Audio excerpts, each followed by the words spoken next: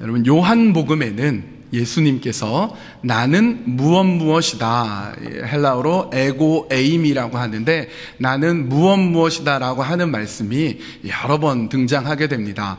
요한복음 6장 35절에 나는 생명의 떡이다, 또 9장 5절에 나는 세상의 빛이다, 10장 11절에 나는 선한 목자이다, 또 11장 25절에 나는 부활이요 생명이다, 14장 6절에 나는 길이요 진리요 생명이다, 그리고 오늘 본문에 나는 포도나무다, 이렇게 되어 있습니다. 근데 여러분, 이 다른 1번부터 5번까지는 직관적으로 딱 이해가 갑니다. 생명의 떡, 세상의 빛, 선한 목자, 부활, 생명, 길, 진리, 얼마나 중요합니까? 예수님이 나는 생명이고 빛이고 이렇게 얘기할 때 예수님 그렇구나, 근데 딱 이렇게 이해가 가는데, 이 마지막 6번째 포도나무다, 이거는 조금 다릅니다. 왜냐하면 포도나무 자체는 별로 폼이 없거든요. 포도나무 자체로 뭐 집을 짓거나 가구를 짜거나 그러지 않습니다. 포도나무 자체가 별로 대단할 것이 없기 때문에 그렇습니다. 그러면 왜 예수님께서는 예수님 자신을 왜 포도나무라고 하셨는가? 여러분, 그것은 포도나무와 그 가지의 관계가 중요하기 때문에 그렇습니다.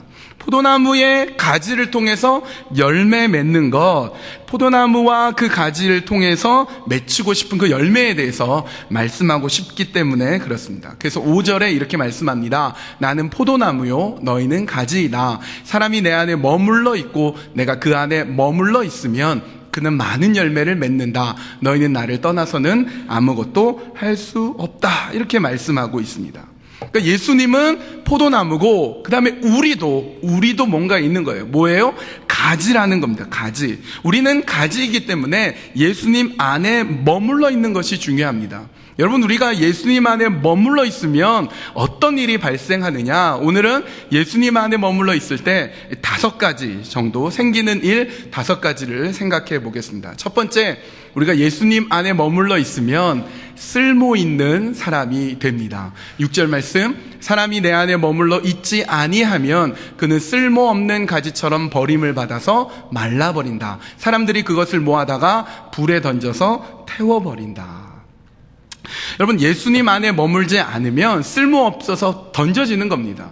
그러니까 이 말은 거꾸로 얘기하면 예수님 안에 머물러 있으면 우리가 쓸모있는 사람이 된다라는 겁니다. 여러분, 우리가 기왕에 세상에 태어났으면 세상에 유용한 사람, 세상에 뭔가 기여하는 사람, 세상에 필요한 것을 나눠주는 그런 사람이 돼야 되지 않겠습니까? 우리가 어떻게 하면 세상에 기여하는 그런 사람이 되겠습니까? 될 수 있겠습니까? 여러분, 우리가 뭔가 대단한 것, 뭔가 엄청난 것을 하기 때문에 우리가 세상에 유용한, 쓸모 있는 사람이 되는 것이 아닙니다. 왜냐하면 마태복음 5장 13절에 예수님 이렇게 말씀하시죠. 너희는 세상의 소금이다. 소금이 짠맛을 잃으면 무엇으로 그 짠맛을 되찾게 하겠느냐? 짠맛을 잃은 소금은 아무데도 쓸데가 없으므로 바깥에 내버려서 사람들이 짓밟을 뿐이다. 이렇게 말씀합니다. 예수님이 빛과 소금의 비유에 대해서 얘기할 때, 특별히 소금 얘기할 때 이렇게 경고하십니다. 소금이 소금다워야 되는데 소금이 짠맛을 잃어버리면 버리고 쓸모없게 되고 밟혀지게 된다. 이렇게 말씀합니다. 즉, 소금이 쓸모있게 되려면 소금이 짠맛을 가지고 있으면 됩니다. 소금 이퀄 짠맛이잖아요. 이건 공식입니다. 당연한 것이고 기본입니다. 여러분, 우리가 쓸모있는 사람이 된다는 것은 우리가 뭔가 대단하고 뭔가 엄청난 것을 하는 게 아니라 기본을 하면 돼요. 여러분의 이름과 여러분의 색깔과 여러분의 모양과 여러분의 맛에 알맞는 사람이 되는 것, 그게 쓸모있는 사람입니다. 여러분의 이름, 여러분의 본질에 맞는 사람이 되는 것, 그것이 쓸모있는 사람입니다. 목사는 목사가 돼야 되고, 성도는 성도가 돼야 되고, 아버지는 아버지가, 엄마는 엄마가, 사장은 사장이, 사원은 사원이 돼야 됩니다. 특별히 그리스도인은 그리스도인답게 살아야 합니다. 여러분, 교회가 왜 욕을 먹습니까? 왜 복음이 땅에 떨어졌습니까? 교회가 교회답지 못하고, 성도가 성도답지 못하고, 목사가 목사답지 못하니까 세상 사람들이 교회를 향해 손가락질을 하고 있는 겁니다. 여러분은 예수님 안에 머물러 있으십니까? 그래서 여러분은 그리스도인답게 살고 계십니까? 쓸모있고 유용한 사람이 된다는 것을 한 가지 더 생각해 본다면 감동을 주는 사람이 되는 것입니다. 여러분, 어떤 사람이 감동을 주는 사람이 됩니까? 나를 위해서 사는 게 아니라 남을 위해서 헌신하고 수고하는 사람이 감동을 줍니다. 예루살렘에서 여리고로 가던 사람이 강도를 만났습니다. 거의 죽게 됐습니다. 근데 그 길에 제사장이 지나갑니다. 그걸 보고 도망가 버립니다. 제사장이 제사장답지 못했던 겁니다. 이윽고 레위인이 지나갑니다. 레위인 역시 피해서 달아납니다. 레위인도 레위인답지 못했습니다.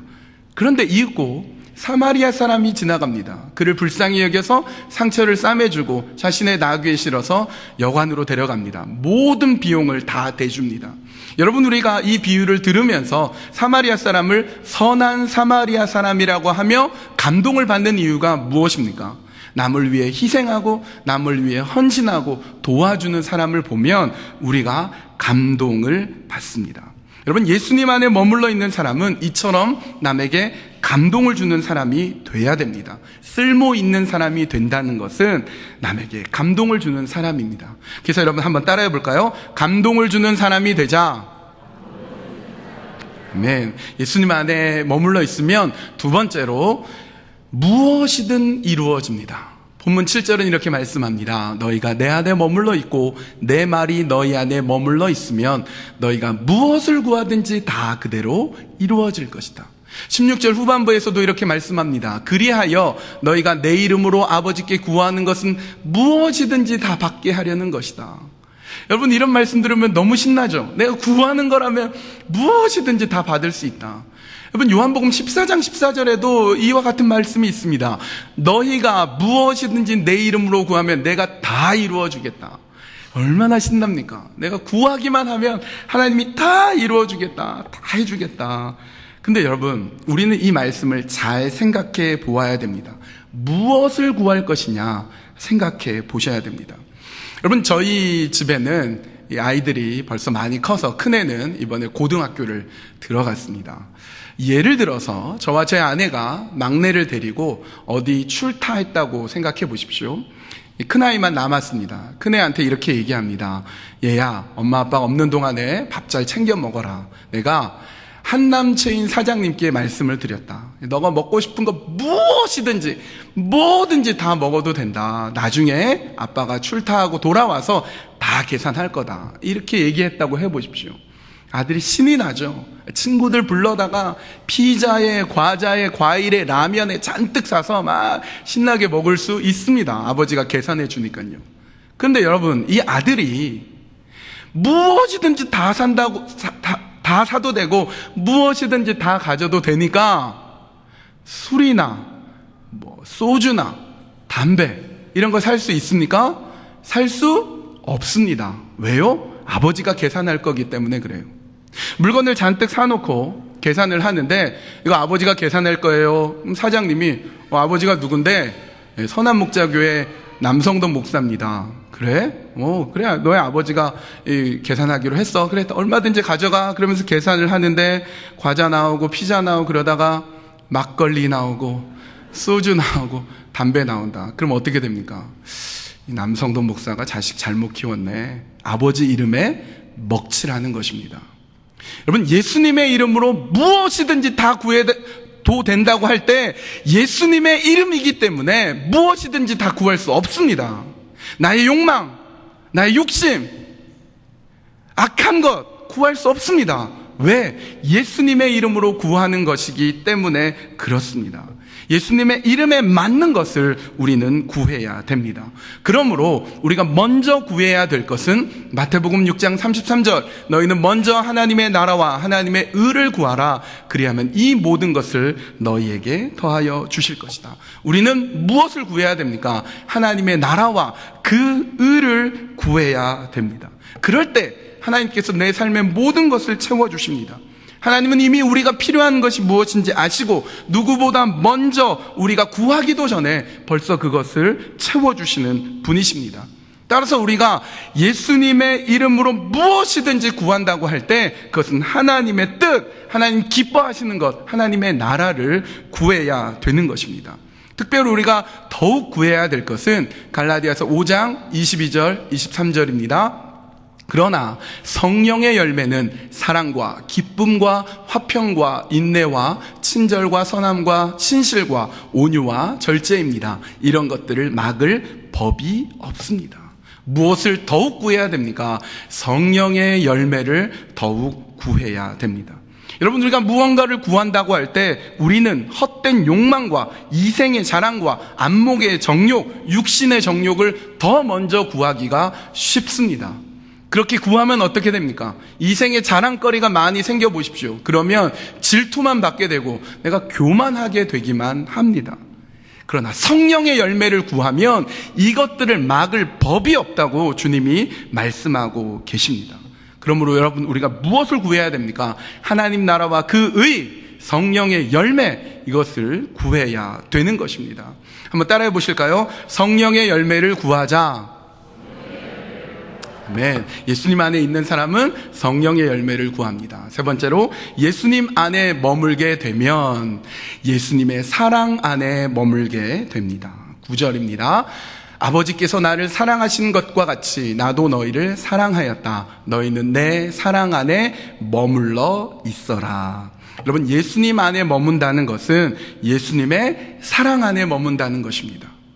여러분, 예수님 안에 머문다는 것이 좀 책임감을 가져야 되는 것이고, 좀 부담스러운 것이고, 좀 어려운 일을 해야 되는 것이고, 의무감을 갖는 것이다 라고 해도 우리는 예수님 안에 머물러야 되지만, 예수님께서 내 안에 머무는 것이 내 사랑 안에 머무는 것이다 라고 했으니까 얼마나 좋습니까? 사랑 안에 머물고 그 사랑을 누리고 그 사랑을 받고 너무너무 좋습니다. 그런데 예수님의 사랑 안에 머무는 것이 무엇인지 구체적으로 예수님은 10절에서 이렇게 말씀합니다. 너희가 내 계명을 지키면 내 사랑 안에 머물러 있을 것이다.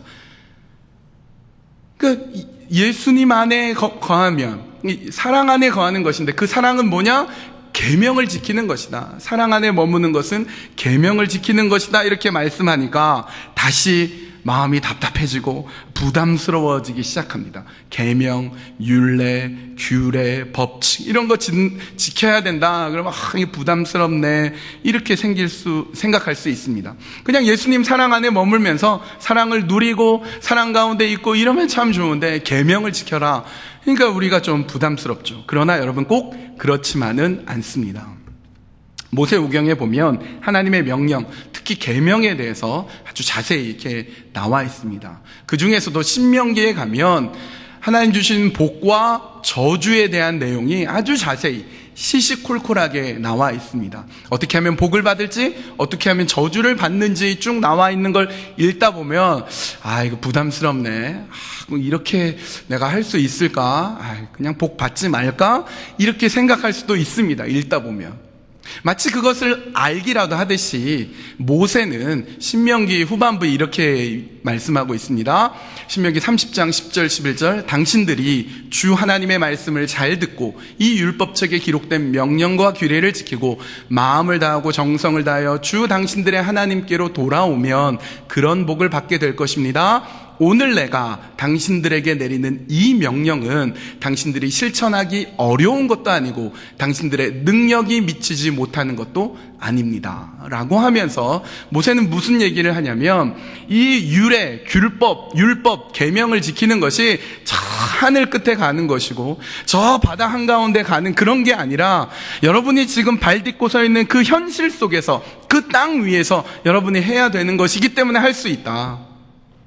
또 그와 같은 계명을 지킬 때 하나님께서 지혜도 주시고 능력도 주시기 때문에 얼마든지 그 계명을 지킬 수 있다라고 얘기하고 있습니다. 그러므로 계명을 지키는 것이 그렇게 우리에게 부담스럽고 힘든 것만은 아닙니다.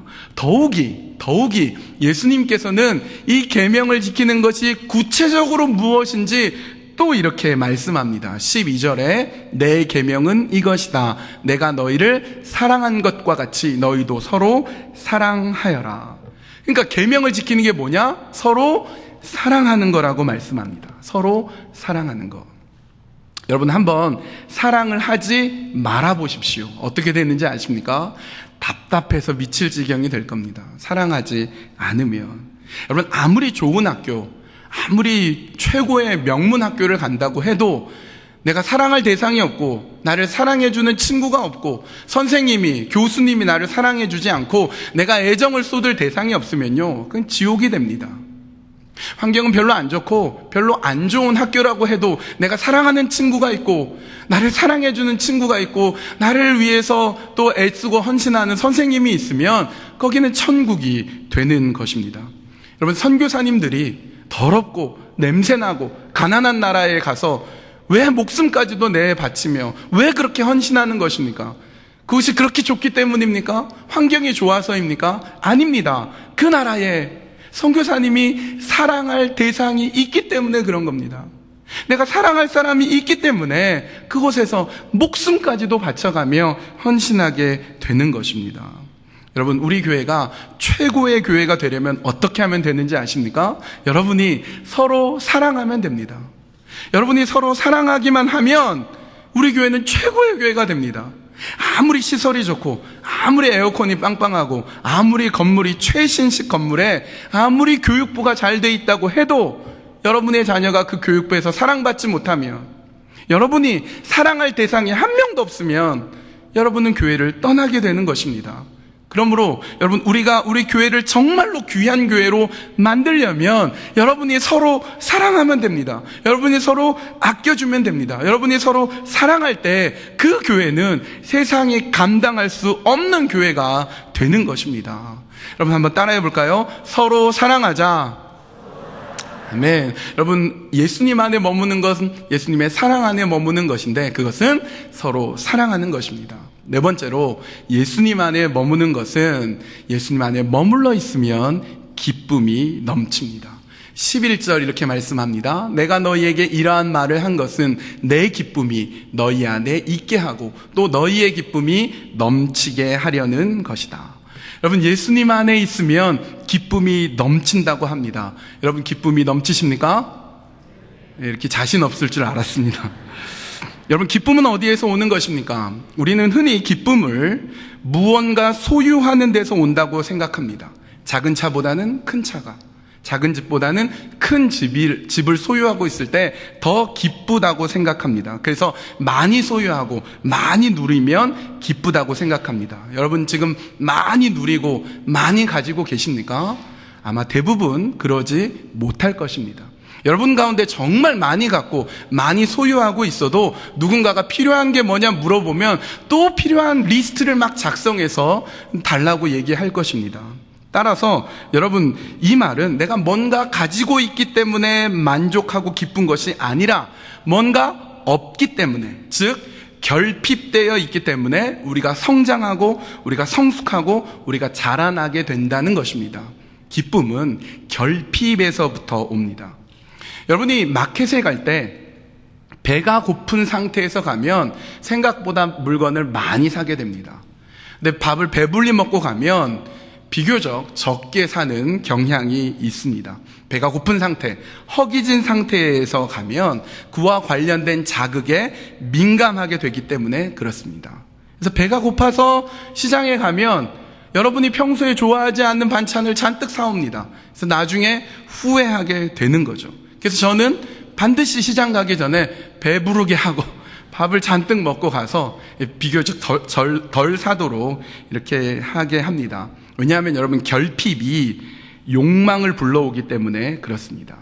원하는 것이 있는데 장애물이 생기면 강력하게 그것을 더 원하게 됩니다. 예를 들어 여러분의 자녀가 신랑감이나 신부감을 데려왔는데 여러분의 마음에 안 들면 어떻게 합니까? 여러분이 기를 쓰고 반대합니다. 그렇게 되면 여러분의 자녀들은 더 사랑하게 됩니다. 장애물이 생겼기 때문에 두 사이가 더 절절해집니다.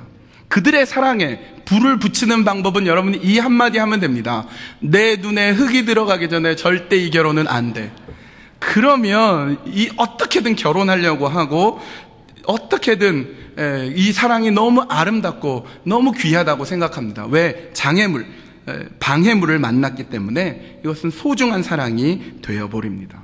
오히려 그래, 잘 사귀어봐라. 용돈 주고 한 10년 동안 천천히 사귀라. 그러면 자기들이 알아서 헤어집니다. 역경, 반대, 결핍, 부족, 이런 것들이 오히려 우리의 삶을 깨어있게 만들고 우리를 더 절실하게, 더 간절하게 만들게 되는 것입니다. 어르신들 중에 이런 분들 많이 봤습니다. 부모가 너 절대 공부하면 안 된다. 너 농사해야지.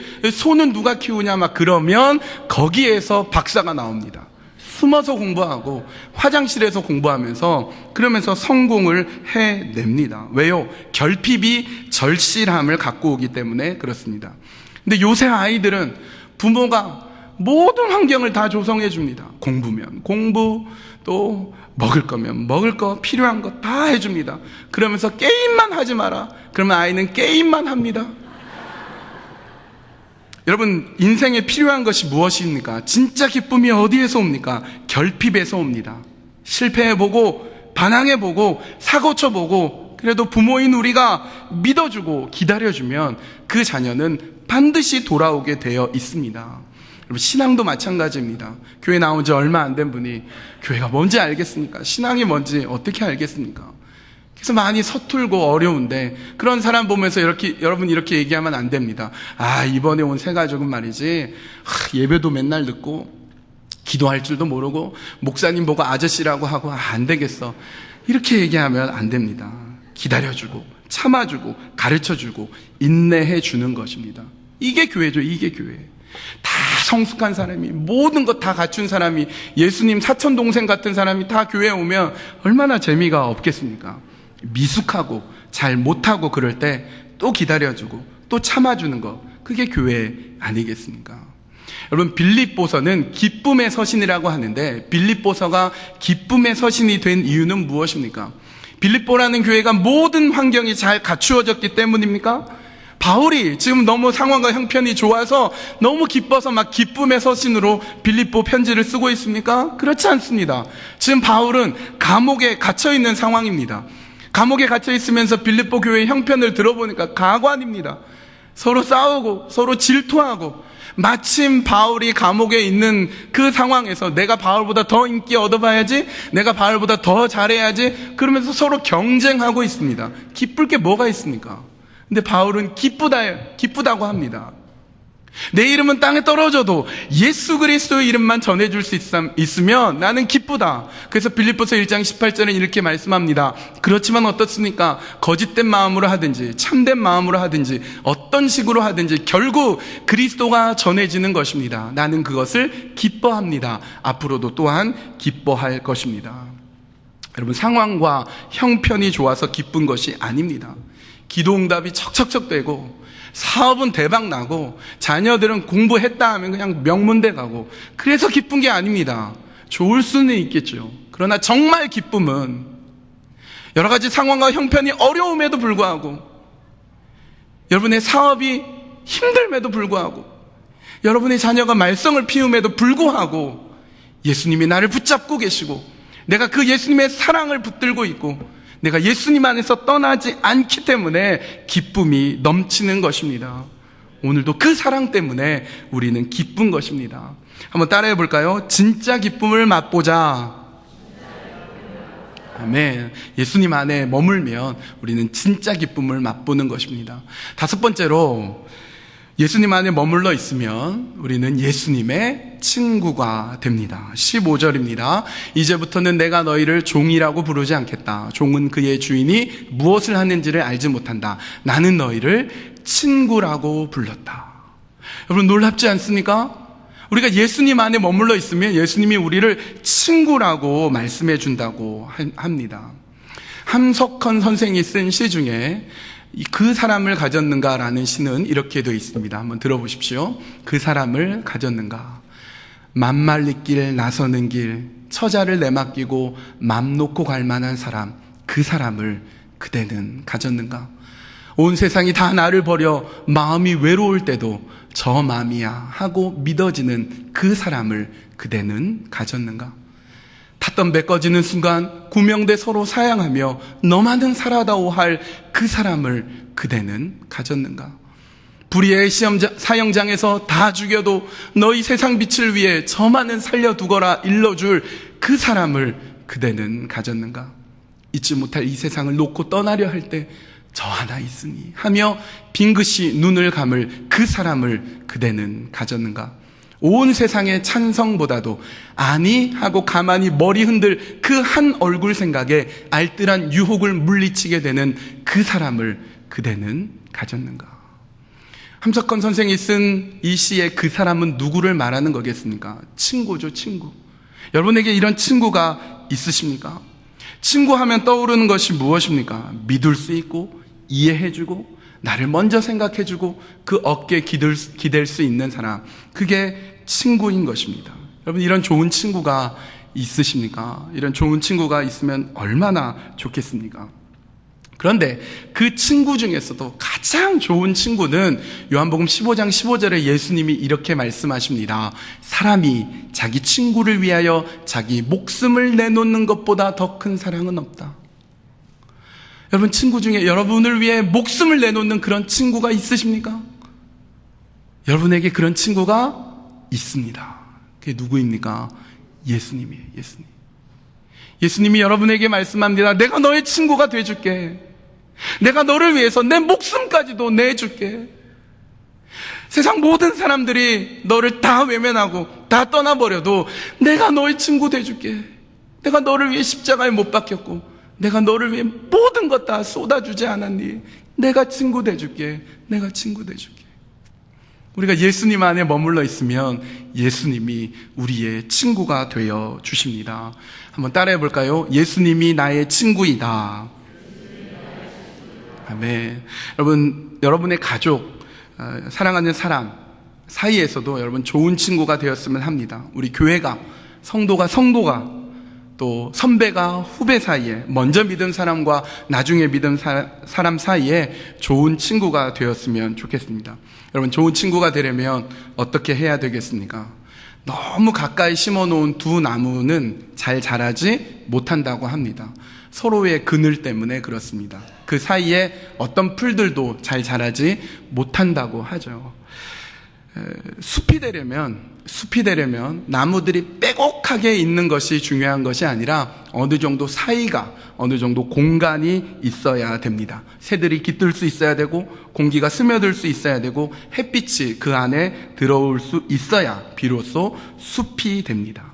여러분, 사람도 마찬가지입니다. 사람을 한자어로 인간이라고 합니다. 사람 사이 간자를 씁니다. 그래서 사람과 사람 사이, 이것이 인간이 됩니다. 여러분, 친구는 좋은 사이라고 하죠. 그러나 이 좋은 사이가 서로 정답고 친하다는 뜻만은 아닐 것입니다. 어쩌면 그것은 적당한 거리를 마련할 줄 아는 관계라는 뜻입니다. 태양이 지구를 너무 사랑해서 지구 가까이 오면 어떻게 됩니까? 다 죽습니다. 적당한 거리가 있기 때문에 지구는 숨 쉴 수 있고 생명이 있을 수 있습니다. 친구란 적당한 사이가 있어야 됩니다. 교인 사이에서도 좋은 친구, 좋은 사이가 되려면 적당한 거리가 있어야 됩니다. 너무 가까워서 흉허물도 없이 지내는 것 좋죠. 그러나 그러다가 원수가 되는 경우가 많이 있습니다. 반면에 같은 교회를 다니는데 얼굴도 모르고 이름도 모를 정도로 너무 멀리 있어도 곤란할 것입니다. 적당한 거리와 관계 속에 서 있을 때 비로소 우리는 좋은 친구가 됩니다. 이제 말씀을 정리합니다. 우리가 예수님 안에 머무르면 어떤 혜택이 있습니까? 첫 번째, 쓸모 있는 사람이 됩니다. 두 번째, 무엇이든 이루어집니다. 세 번째, 예수님의 사랑 안에 머물게 됩니다. 네 번째, 기쁨이 넘칩니다. 다섯 번째, 예수님의 친구가 됩니다. 여러분, 이런 혜택을 누리고 있습니까? 이런 혜택을 누리고 계십니까? 예수님 안에 머물면 이런 혜택을 누린다고 하는데 최종적으로 이런 질문이 떠오릅니다. 그럼 어떻게 하면 예수님 안에 머물 수 있는가? 예수님 안에 머물기 위해 어떻게 해야 되는가? 두 가지만 짧게 말씀드리겠습니다. 첫 번째는 지금처럼 살면 됩니다. 여러분은 이미 예수님을 믿었고 예수님을 나의 구세주로 받아들였으며 예수님을 나의 주님으로 섬기고 있습니다. 지금 여러분이 이 교회에 나와서 예배를 드린다는 것이 그 증거가 됩니다. 이 귀한 시간에, 이 아까운 시간에 여러분이 예수님 안에 머물지 않는다면 뭐하러 교회에 나왔겠습니까? 여러분은 이미 예수님 안에 머물고 있습니다. 지금처럼 하시면 됩니다. 또 한 가지, 예수님 안에 머물기 위해 어떻게 해야 되는가? 지금과 다르게 살아야 합니다. 여러분이 지금 교회에 나와 있고 예배를 드리는 것 말고 여러분이 예수님 안에 머물고 있다는 증거가 있으십니까? 여러분이 정말 쓸모있는 사람이 되어서 세상에 감동을 주는 그리스도인으로 서 계십니까? 무엇이든지 다 이루기 때문에 내 욕망과 내 욕심을 주 앞에 구하기 전에 먼저 그 나라와 그 의를 구하며 성령의 열매를 여러분 구하고 계십니까? 예수님의 사랑이 우리 안에 있기 때문에 여러분 정말 이웃을 사랑하고 정말 여러분 서로를 사랑하십니까? 다른 사람보다 내가 나은 조건에 있고 다른 사람보다 더 많이 갖고 있기 때문에 기쁨이 넘치는 것이 아니라 예수님만으로 여러분 정말로 기쁨이 넘치고 계십니까? 예수님이라는 최고의 친구가 여러분의 친구로 있으십니까? 여러분, 우리는 이렇게 살아서는 안 됩니다. 여러분, 지금 이 모습대로 살아서는 안 됩니다. 우리는 변화해야 됩니다. 달라져야 됩니다. 우리는 충분히 사랑하지 않고 있고 우리는 충분히 그리스도인답게 살고 있지 못합니다. 하나님의 뜻대로 우리는 충분히 살아가지 못합니다. 변해야 됩니다. 달라야 됩니다. 지금과 다르게 살아야 됩니다. 세상 사람들이 여러분을 바라보며 저 사람은 예수님 안에 머물고 있구나, 저 사람이야말로 예수님의 제자이구나 하는 것을 보일 수 있어야 됩니다. 분명하게 증거할 수 있어야 됩니다. 여러분, 예수님 안에 머문다는 것은 무엇입니까? 이미 여러분은 예수님 안에 머물고 있습니다. 또한 여러분은 지금과 다르게 더욱 예수님 안에 머물며 그 열매를 맺어갈 때 하나님께는 영광이요 우리 삶에서는 귀한 열매로 살아가게 될 것입니다. 기도하시겠습니다. 좋으신 하나님, 우리가 예수님 안에 머물기를 원합니다. 예수님 안에 머물 때 쓸모 있는 사람, 세상에 감동이 되는 사람이 됩니다. 예수님 안에 머물 때 무엇이든지 이루어지는데 하나님 나라와 그 의를 구하며 성령의 열매를 구하게 하여 주시옵소서. 예수님 안에 머물 때 예수님의 사랑 안에 머물며, 예수님 사랑 안에 머무는 건 서로 사랑하는 것이라고 하는데 우리가 서로가 서로를 열렬히 뜨겁게 사랑할 수 있도록 인도해 주시옵소서. 예수님 안에 머물 때 기쁨이 넘친다고 합니다. 예수님 안에 있는 것만으로 진짜 기쁨이 넘치게 하여 주시옵소서. 예수님 안에 머물 때 예수님의 친구가 된다고 말씀하십니다. 나의 가장 좋은 친구, 그 예수님을 친구 삼아 세상을 승리하며 살아갈 수 있는 예수님의 귀한 종들, 제자들 다 될 수 있도록 인도하여 주시옵소서. 예수님의 이름으로 기도합니다. 아멘.